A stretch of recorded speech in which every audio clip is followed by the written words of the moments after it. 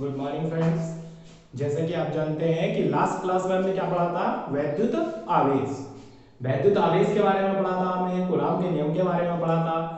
उसके बाद हम नेक्स्ट टॉपिक अपना स्टार्ट करते हैं। नेक्स्ट टॉपिक है हमारा वैद्युत क्षेत्र की तीव्रता। क्या है नेक्स्ट टॉपिक? वैद्युत क्षेत्र की तीव्रता। तो देखिए क्या होता है। सबसे पहली बात, वैद्युत क्षेत्र की तीव्रता के लिए अगर हम बात करें, इसे कैपिटल ई से प्रदर्शित करते हैं। और ये होता क्या है कि किसी वैद्युत क्षेत्र के अंदर अगर मान लिया कोई वैद्युत क्षेत्र है, उसके अंदर Q0 कूलॉम आवेश या Q कूलॉम आवेश हमने रखा है, तो किसी वैद्युत क्षेत्र में रखे एकांक आवेश पर लगने वाले बल को वैद्युत क्षेत्र की तीव्रता कहते हैं। किसी भी वैद्युत क्षेत्र के अंतर्गत अगर एक कूलॉम आवेश रख दिया जाए तो उस आवेश पर लगने वाले बल को हम क्या कहते हैं? इलेक्ट्रिक फील्ड इंटेंसिटी या वैद्युत क्षेत्र की तीव्रता। इसका मतलब अगर किसी वैद्युत क्षेत्र में Q0 आवेश रखा है तो उस पर वैद्युत क्षेत्र की तीव्रता E बराबर क्या होगा?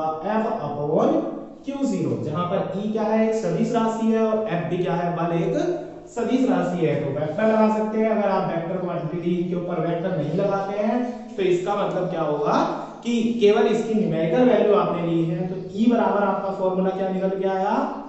F upon Q0।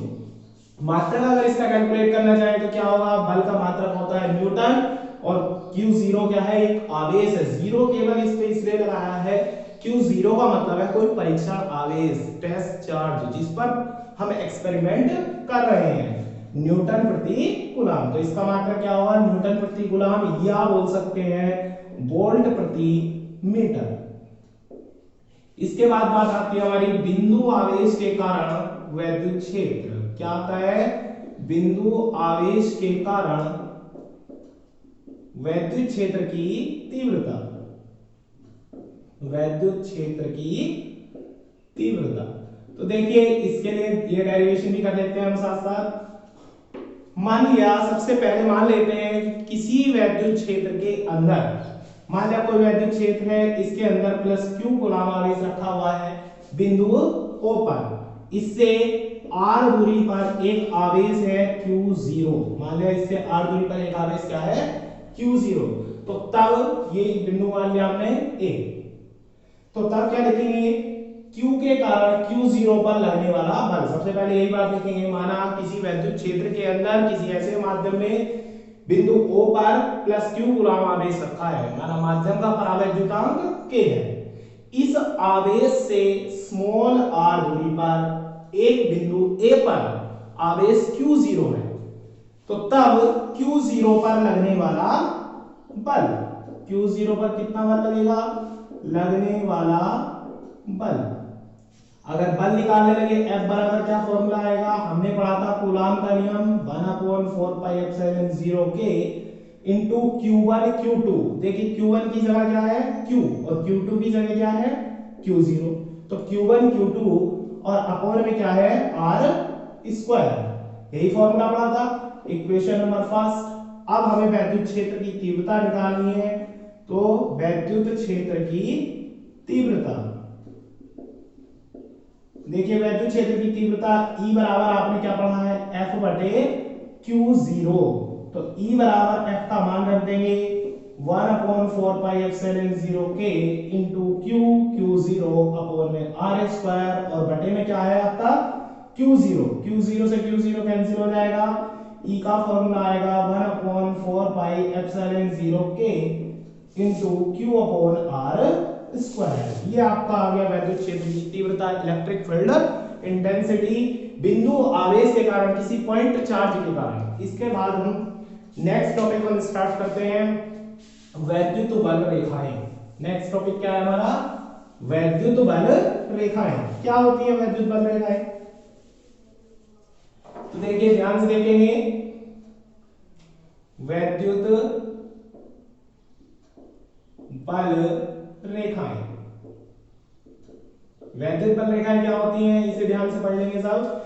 देखिए किसी वैद्युत क्षेत्र में खींचा गया वह काल्पनिक निष्कोण वक्र, मान लिया कोई वैद्युत क्षेत्र है, अगर जनरल लैंग्वेज में हम बात करें तो किसी भी वैद्युत क्षेत्र में एक कूलाम आवेश जिस पथ का गमन करता है उसे कहते हैं वैद्युत बल रेखा। वैद्युत क्षेत्र के अंतर्गत एक कूलाम आवेश जिस पथ का गमन करता है उसे कहते हैं वैद्युत बल रेखा। तो वैद्युत बल रेखा को डेफिनेशन हम कंप्लीटली ऐसे भी कह सकते हैं कि किसी वैद्युत क्षेत्र में खींचा गया वह काल्पनिक निष्कोण वक्र जो किसी वैद्युत क्षेत्र में खींचा गया वह काल्पनिक निष्कोण वक्र जो या जिससे एकांक धनावेश गुजरता है तो वो क्या कहलाता है वैद्युत बल रेखा। इसकी कुछ प्रॉपर्टीज हैं। सबसे पहली बात ये सदैव प्लस से माइनस की ओर चलती हैं, धन टर्मिनल से ऋण टर्मिनल की ओर हमेशा मूव करती है। ये यहां से प्लस से शुरू होती है और माइनस पर समाप्त हो जाती है। दूसरी बात ये लंबाई में लचकदार डोरी की तरह सिकुड़ने का प्रयत्न करती है। लंबाई में लचकदार डोरी की तरह सिकुड़ने का प्रयत्न करती है। तीसरी बात एक क्वेश्चन पूछ लिया जाता है क्या दो वैद्युत बल रेखाएं एक दूसरे को काट सकती हैं? तो हम लिखेंगे इसकी प्रॉपर्टी है ये कि दो वैद्युत बल रेखाएं एक दूसरे को कभी नहीं काट सकती, क्योंकि अगर दो वैद्युत बल रेखाएं एक दूसरे को काटेंगी तो उस बिंदु पर वैद्युत क्षेत्र की दो दिशाएं होंगी और ऐसा कभी संभव नहीं हो सकता, क्योंकि प्रत्येक वैद्युत बल रेखा के किसी भी बिंदु पर अगर हम कोई स्पर्शरेखा खींचे तो वह उस बिंदु पर वैद्युत क्षेत्र की दिशा को प्रदर्शित करेगी। अब यदि दो बल रेखाएं काट गई तो इस बिंदु पे वैद्युत क्षेत्र की दो दिशाएं हो जाएंगी और यह पॉसिबल नहीं है। तो इसका मतलब आप इसका आंसर लिख सकते हैं कि दो वैद्युत बल रेखाएं एक दूसरे को नहीं काटेंगी, क्योंकि यदि दो वैद्युत बल रेखाएं काटती हैं तो उस बिंदु पर वैद्युत क्षेत्र की दो दिशाएं हो जाएंगी, यह असंभव है।